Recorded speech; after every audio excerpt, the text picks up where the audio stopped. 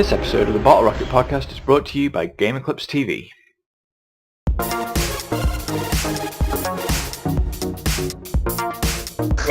Welcome to the broadcast, bros. Excuse. Hi guys, and welcome to episode 4 of the Bottle Rocket podcast with me, Chris. Me, Ben. Me, the Mance. I just want to start this podcast off by giving a huge thanks to Game Eclipse TV for supporting the podcast. Check them out at gameeclipse.tv, where you can play, watch, and share videos of all your gaming exploits on a really neat website that the guys have built. Get over there and check it out. So, E3. Yes. E3. That's what we're talking about this week, in Indeed. all its forms. And glory, let's not forget. And glory, and Downers. there's a slight bit of disappointment. We'll get onto that. So, I mean, did you guys watch much of it live, or have you been catching up over the last day or two? Catching up on the pre-recorded stuff, reading a few blogs about it, catching on like social media, that type of stuff. Yeah, I think for me it's mainly been catch up. I was following the Microsoft and the E3 conferences live. Unfortunately, I didn't watch the Sony one, but it was on at 2 a.m. our time, so it was pretty ridiculous. Sony fanboy. Yeah, well, you know, I've got a certain allegiance, yes, but I've not Not a 2 a.m. in the morning allegiance. Yeah, not that strong an allegiance when you've got to be up early anyway. So yeah, no, I've been really enjoying it. So I mean, we'll start on the Microsoft presentation. Yeah. That's the first. Boo. I mean, they're probably not going to get the best time in this podcast because you've got 3 Sony boys talking about it. But you know, we'll be as fair as possible, I think. Well, no. Let's talk about PlayStation 4. Yeah, that was Xbox done.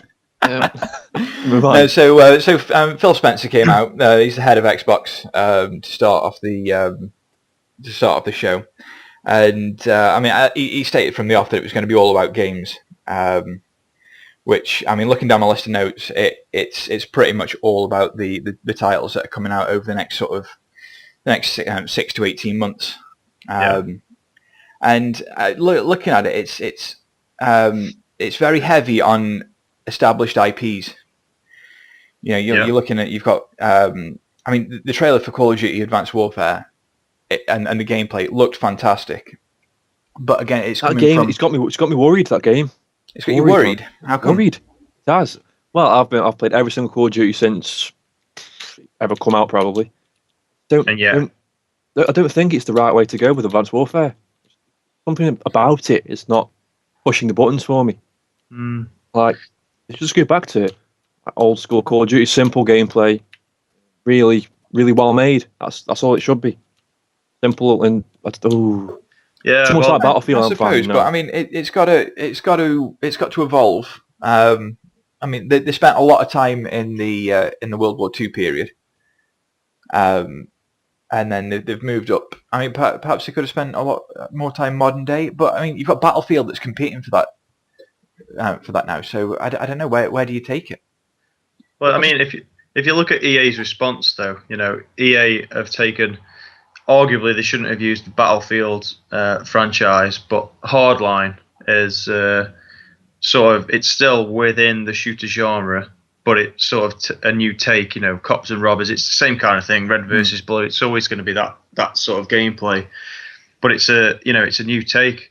I had a good idea. I thought that with the Call of Duty series, you know, they've got a lot of time invested with World War II. They could have had like a full time spanning sort of venture in the series where you start in World War II and you know the storyline plays out across the ages. I thought that would be pretty cool.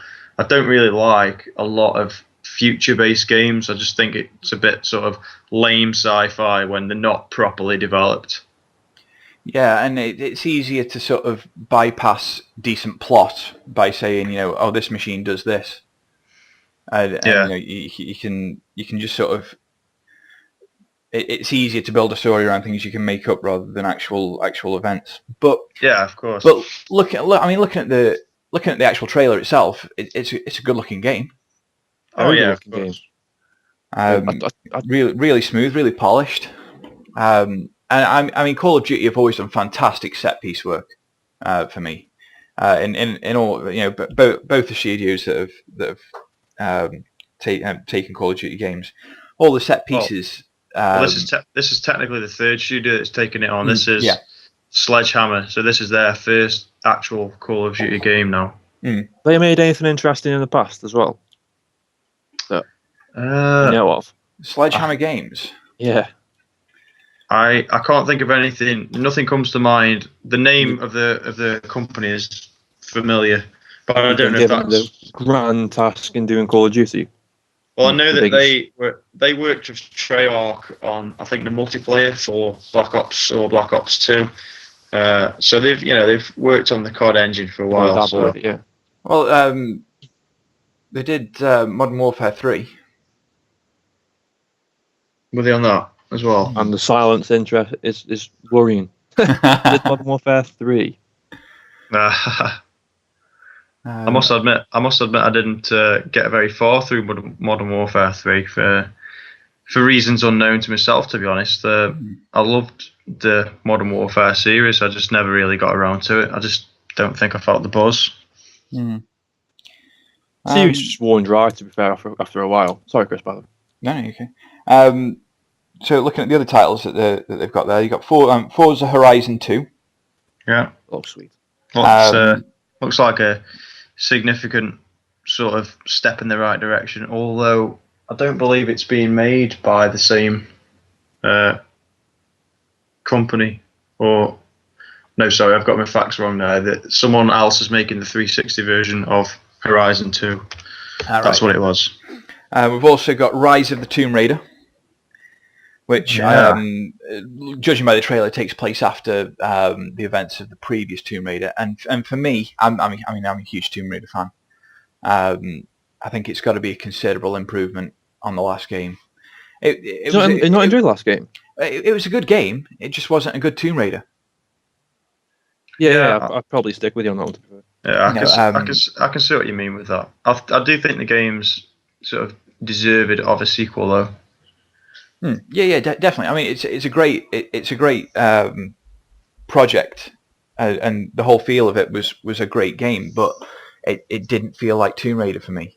But I'm a fan of the series. Biased. So, I'm slightly biased. Moving on from there, we've got Assassin's Creed Unity. Yes. Yeah. Yes. To be fair, I think looks-wise, fantastic, and the era, sort of 1800s and Paris. When you looked at what they did with Renaissance Italy, and that was on old hardware. That was fantastic. Beautiful. Yeah, and this game looks fantastic. And I love the way the multiplayer looks. The multiplayer angle on it, I think it looks like they could do some really interesting stuff with that. Oh yeah, it's about time that Assassin's Creed had some sort of co-op function. It was crying out for that when you're building your Brotherhood of Assassins in the last few games. I was always thinking, wouldn't it be just awesome if me and Mance could drop in together and take on specific missions. And now you can. Yeah, well, that's gonna be awesome. Now they've made it so. It's definitely one I'm going to be watching. I must admit, I've not played Assassin's Creed 4 Black Flag, but it's on my hit list to play within the next few months. So, now, Halo Master Chief Collection. How far can Microsoft push the Master Chief? Really? Well, he is the last remaining Spartan, so probably he'll milk them until the teats come off. I think it's a good idea. The Halo Anniversary Edition was really good. They've given Halo 2 the Anniversary Edition treatment as well. Yeah. And I imagine they've sort of slightly remastered Halo 3 and 4 to fit higher frame rate and higher resolution. So it'll look a bit it'll look shinier. Yeah, it's all going to be in 1080p as well, isn't it? Yeah. Is that something? Looking at all the Microsoft titles that they've produced, they're all coming over in 1080p. But the external developers, are they having trouble getting that resolution? Because a lot of the other games seem to be running in lower lower settings. Yeah, there's been a lot of uproar of this in the first sort of stages of this generation, with regards to the consoles. Not just Microsoft, to be fair, the PlayStation 4 as well. Although it is the more powerful hardware, it is running titles at a higher frame rate and a higher resolution. Neither of them are really hitting 1080p 60 benchmark that everybody is expecting. Microsoft in particular, they've had some really odd resolutions, and I mean, I think one game displays at like 768p and another one's 832. I mean, you might as well just cut the crap and round it up. Yeah. Sony, Battlefield 4 on PlayStation 4 is 900p, 60 frames supposedly on in multiplayer.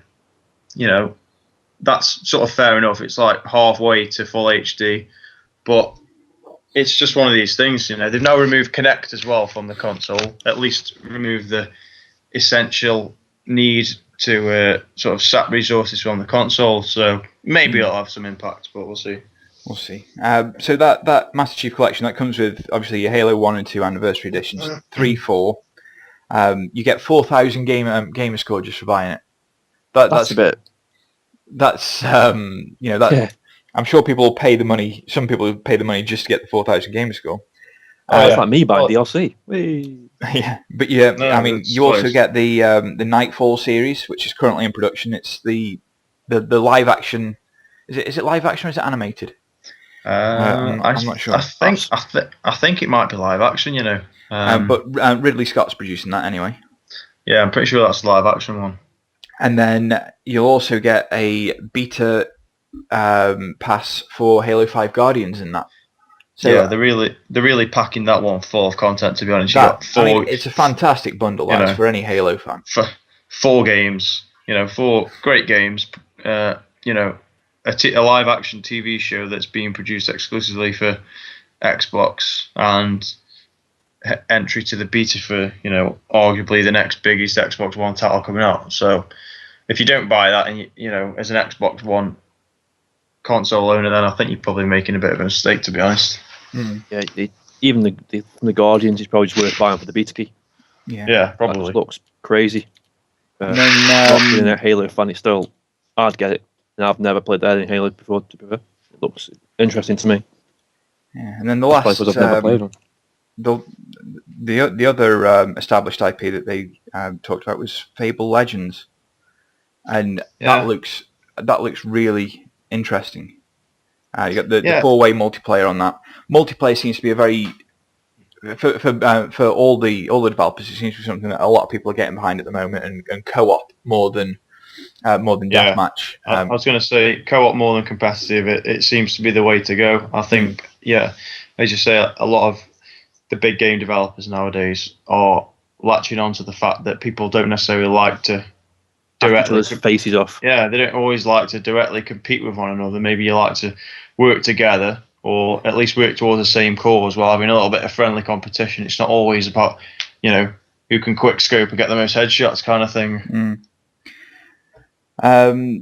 So Fable Legends, it's looking smart. It's looking, it looks like it handles really well, and the character design looks like it relies on teamwork. And did you see the short video about the villain mode in that? I didn't. I read about it, and it sounds like an interesting concept, kind of sort of turning it on its head a little bit. Yeah, so it's basically on the same sort of thing as Evolve, which we'll get to shortly, where you've got your four players playing together and one guy's playing against them. Yeah, and that looks pretty smart. The video on that did look smart. It's a very smart idea, but it's a risky idea, man. Because what other game titles tried that? No. Well, let's talk a bit about Evolve, because I've been watching some of the gameplay from this game, and it looks spectacular. Bags of the monster. I can honestly say I've not really followed that game, so you'll have to sort of enlighten me. 4-on-1 action. You play a 4-player team with individual abilities, classes. Yeah, different classes, and your role is to hunt the monster, which is played by the 5th player. Now, over time, the monster's going to start off trying to evade you and get away from you while you're hunting it. But over time, he's going to evolve and get bigger and stronger. So eventually, the hunters become The Hunted. Hunted. The Haunted. Yeah. That sounds like actually a really good concept. Yeah, definitely. And just from the few clips that it played where the monster was absolutely obliterating the whole team. Yeah, It's like the size of Godzilla. It was just like, whoa. It does look Go good. Jetta. It looks very Yeah, can't wait to see more from that. strange. See, that reminds me a little bit of multiplayer gameplay in Aliens vs Predator. But it's kind of the reverse, where one person starts as the alien. It's an infestation mode. One person starts as the alien, and then slowly but surely infects everybody else until there's one man left standing. That it's similar kind of thing. That's pretty cool, though. Pretty cool. Yeah, definitely. Sunset Overdrive. Certainly looks stylish and colourful. In my notes here, I've just got fast, cool, and funny. Yeah. Yeah, it seems a very good idea for a. The trailer was good. It was nice to see a sort of a new take on the trailer, let alone the gameplay itself, because it was funny, it was entertaining, and it showed off the game really well. Yeah, I like the whole sort of point of the game is like making traversal fun, so that you can like travel from one end of the city pretty quickly, doing sort of cool stuff, grinding and what have you. It's just it's just making the same established sort of tropes in games more interesting. As obviously it's not revolution in gameplay, but those kind of evolutions are the ones that are appreciated probably the most. So yeah, definitely. It's still uncharted territory at this point. Whether it'll do well, we don't know, but it looks pretty good from where we're at now. Definitely. And the last bit I want to look at on the Microsoft side is Project Spark. Which again, I mean, to me it looks like Minecraft on speed. the whole create and share sort of element and building levels. It was appealing, very appealing. It looks really good. It's kind of Microsoft's answer to Little Big Planet, just Yeah. a generation late. Yeah, definitely. But I mean, the way the trailer brings it across looks quite interesting. Yeah. There's obviously ID at Xbox, which we're going to be looking at next week on the next podcast, where we're going to be looking more at indie developers. So we're not forgetting about that. But with the timescale, we need to move on to Sony and get talking about them. Yeah. The big S. The big S. So they open with Destiny. Yeah. Can't argue with Destiny. Really strong looking trailer for that. Well, I mean, when you it's coming from Bungie, they've got a pedigree developer. We've just talked about Halo. The game that was the foundations for that were built by Bungie. That's one of the biggest selling IPs probably in history. So it does sort of shock me that Sony are getting the exclusive on that after Bungie has spent so long working with Microsoft. Yeah, is that purely is that purely down to the hardware that's available, or does money talk? No, I think it's probably a few things. If we're talking about hardware available, then PC is where it's at. They've got nobody that they can really partner up with though on PC. So they're going to look at the console developers, and I think there's probably a little bit of sour grapes between Bungie and Microsoft, since they had at one point showed clear interest and intention on working on something new, and Microsoft were like, no, we want you to carry on doing Halo. So that's probably why they broke away. Yeah. But I think obviously Sony have sort of welcomed all developers with open arms with the PS4, and it's just probably a better environment. But yeah, I'm sure there's some money involved as well. Yeah. It shows that open arms with all the small little indie games that it's not wild and started showing. It wasn't just them. It was everybody. When the PS4 was developed, they went to a lot of top developers and basically said, "What do you want from a console?" And then they attempted to build the middle ground, and that's what the PS4 is. So I'm sure Bungie were one of those guys that sort of said, "Yeah, we want this to create this amazing game," and Sony have obliged. Well, I think that really that set the stage for the Sony press conference. Starting with a new IP, Andrew House came out, the Sony president, and started talking about the new games that were coming, and then they went on to the Order 1866, a gameplay trailer from that, which, I mean, for me, It looks absolutely crazy. It looked like they're going for the cinematic experience rather than just an all-out action game. What do you think? I think that it's definitely like these next-gen games are all lacking some sort of like cinematic game that just tests the graphics that they can pull. Like nothing. Fair enough, there's games out there that can test the graphics to the max, like I don't know, Battlefield and whatever. But when you've got cinematic in there as well, and you put your pad down and just watch, it feels like it's that much better knowing it's a game. To me, anyway. I think at this point it'd be unfair to say that there's nothing out there because we're still early days. But it's very encouraging at this stage in the console generation to be seeing titles like The Order, which, as you say, is like blending cinematography with gameplay. The perfect transition between the gameplay itself and then into the sort of cutscenes using the same engine. There's no bells and whistles added. Everything that you see, details exist still when you were playing the game. It's that sort of all-in-one feeling. I think they've sort of taken a little bit of because the guys that are making it, Ready at Dawn, they worked with Sony Santa Monica because they made the God of War titles for PSP. So I imagine they had some access to Santa Monica when they made God of War 3, which is one of the best looking games on the PlayStation 3. In fact, one of the best looking games last generation, full stop. And you've got the likes of Uncharted, which is a similar kind of thing. There's a lot of action set pieces, but that's kind of integrated and cinematic in a way as well. And the Order looks like it just blends all these elements together. I think another really appealing thing about it as well is the fact that it's a sort of steampunk game. It's something that isn't explored very much in mainstream gaming. I'm sure there's a lot of smaller titles out there that appeal to people that like. Yeah, I mean, there's a massive fan group for steampunk. Yeah, and I just think it looks cool, and I'm definitely going to keep in watch of that one. It's a bit unfortunate it's been delayed to 2015 because that was sort of one of Sony's big tentpole titles for the end of this year. But if a delay means that the game is extra special, then that's what it's got to be. So then we saw the Far Cry 4 trailer, which looked incredible.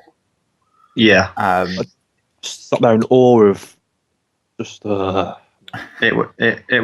It was pretty spectacular, to be fair. I think wasn't the word. I think I got a massive nerd bone at the point when the car went off the cliff and then you were wingsuiting your way down the mountainside. It was absolutely fucking insane. That was really awesome.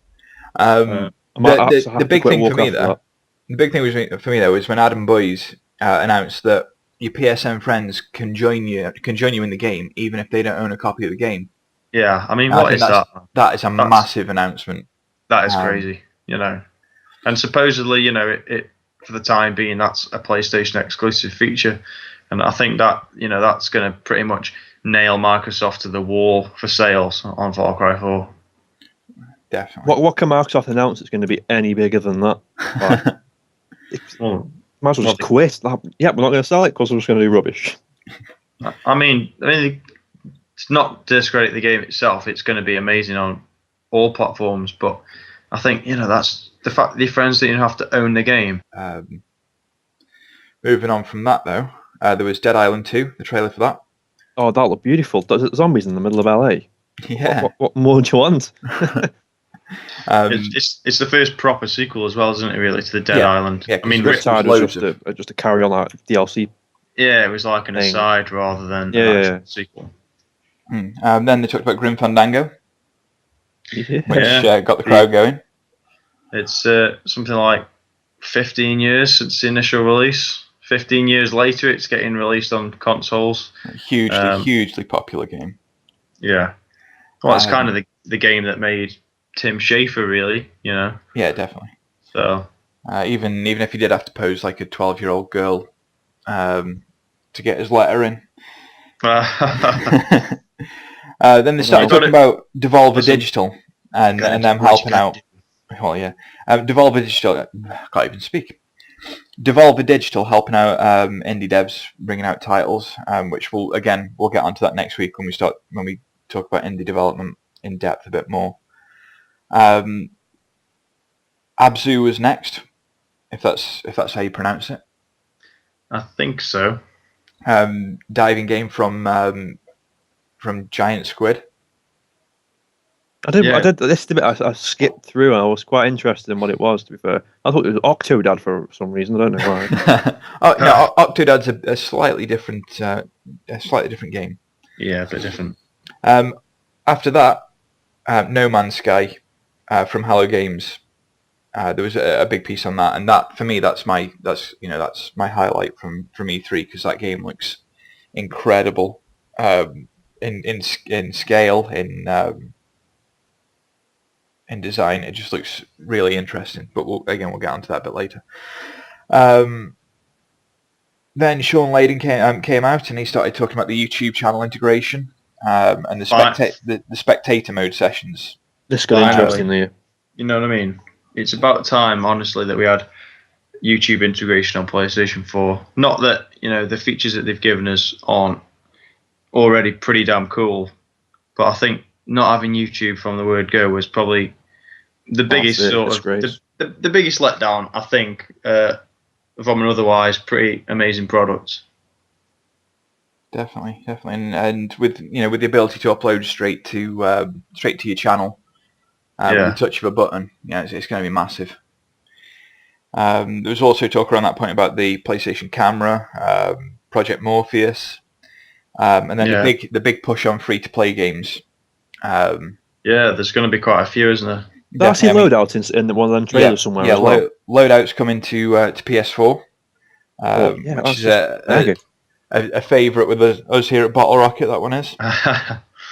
War Thunder, Valiant Hearts, to name a few of the other ones. A lot of the top free-to-players as well, to be fair. Could be good. Yeah, definitely. PlayStation Now, the open beta, is available in the US and Canada from July 31st. Which, I mean, when that gets rolled out, that's definitely going to boost Sony up a bit.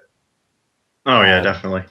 And I have heard that you need a pretty rapid internet connection to actually get the most out of that. Otherwise, it can be a little bit skittish when you're playing along. Which, because obviously you're playing the games cloud based, aren't you? Yeah, exactly. So you're going to need that instant feedback from your sort of control inputs to be able to make the most of that. But faster connections are becoming more of a mainstay in general day-to-day life anyway. I mean, gone are the days of 56k. Yeah. Yes. And praise that it may be staying that way forever. 56k on PS4. Yes. Damn. Sony TVs will play the PlayStation back catalogue via PS Now. Yes. That's another massive announcement. It's pretty large. I'm thinking that Sony have got their heads screwed on. They know where they're going.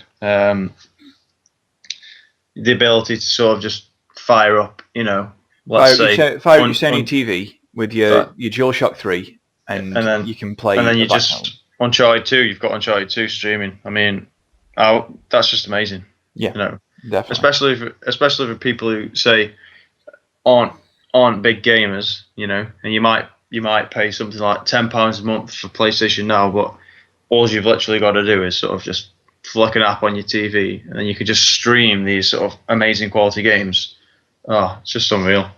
And talking about people who aren't big into gaming, Sony Pictures are developing exclusive content just for PSN, and it's starting with the Brian Michael Bendis graphic novel Powers being turned into a series.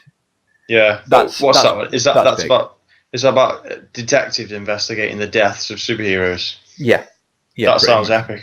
And that's been developed exclusively for PSN, along with a number of other titles that are in development.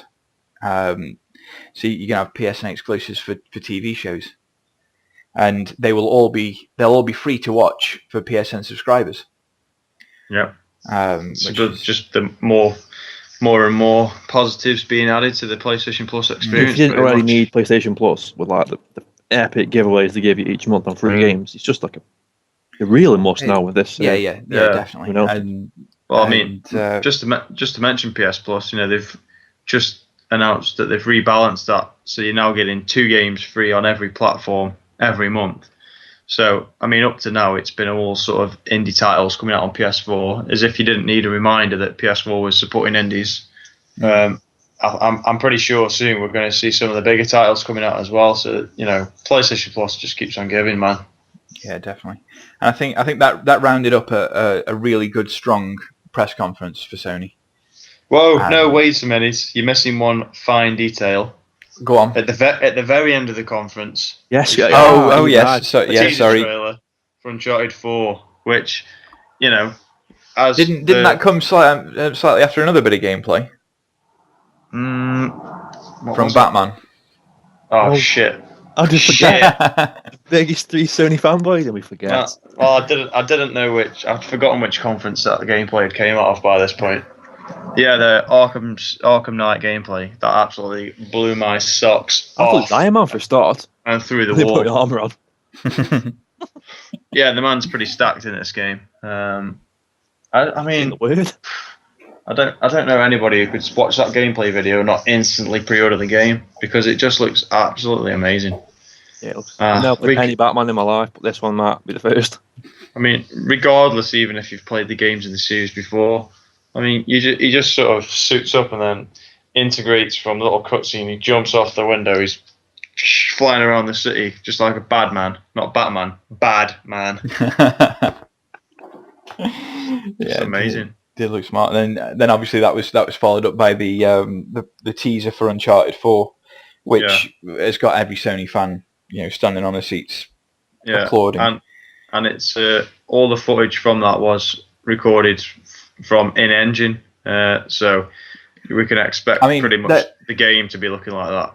I mean, I don't know if you noticed, but I mean, I watched the trailer in high def later on, and Nathan Drake's, his arm's got details of veins, and you can almost see like the skin pattern. It's just unreal. Yeah, I mean, those games have always been good to look at.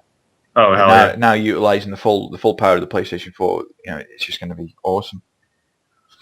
They also announced the GTA 5 re-release on the next gen consoles. They announced it during Sony's conference, and then hours later said it was on Xbox One and PC. So I think that tantalized quite a few Sony games as well. Didn't PlayStation announce DLC with that GTA as well? Or where have I seen that?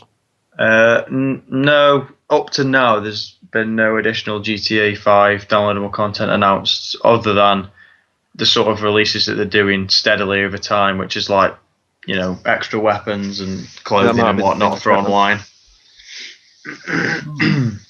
Yeah, so I mean, for me, Sony had the stronger overall conference there. It was well rounded. It wasn't just about the titles that are coming out.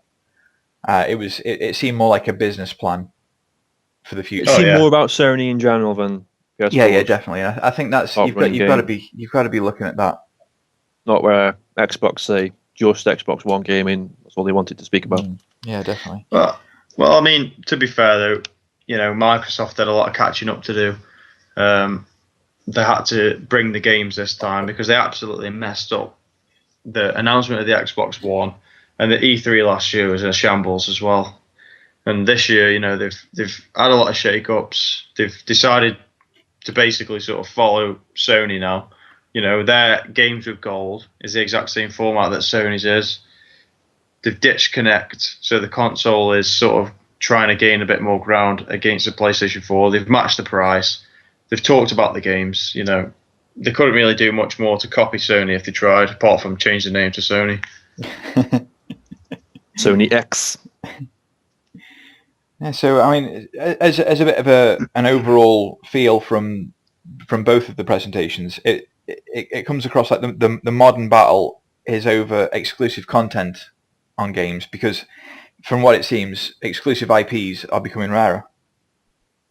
Yeah, I mean, I think that new IPs are going to be something that we'll start developing in the next year or two when there's a higher installed base for the new consoles. But I mean, if you look at the amount of sales generated from 6 months of these consoles being on sale, they've smashed all records of the old consoles.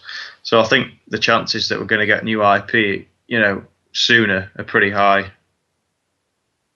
So looking at the time now, I think we have to wrap this up. Next week we're going to be talking about indie developers and where they sit in the current gaming climate, and the sort of idea Xbox and Devolver and how different companies are looking at helping them along. So join us next week for that. As far as this week goes, I've been Chris. I've been Ben. I've been the Mant.